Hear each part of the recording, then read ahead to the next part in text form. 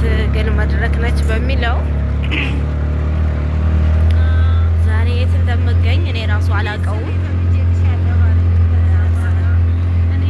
አፍናኔ እንደዚህ አይነት ቦታ ተወስደኛለች እና እንደዚህ አይነት ቦታ እየሄድን ነው። ህይወታቸው በመሀል ላይ የሚመጣ ነገሮች አሉና እኔ እንጃ ብቻ እስኪ ስመለስ ደግሞ እሰራለሁ።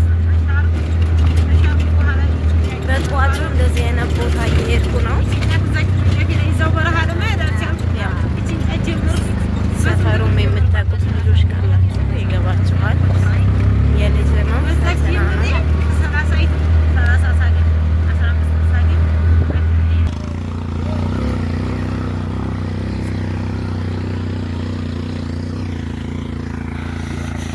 ባጃጁ ራሱ አልቀበት አልችል ብሎ በእግራችን ትዛፍናኔ እና ህይወት አንዳንዴ ፈተና ነው። አልሐምዱሊላህ እኔ በህይወቴ ደስተኛ ነበርኩ።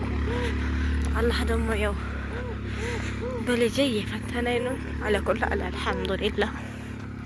እስኪ ወደ ቤተሰቦች ዱዓ አድርጉልኝ።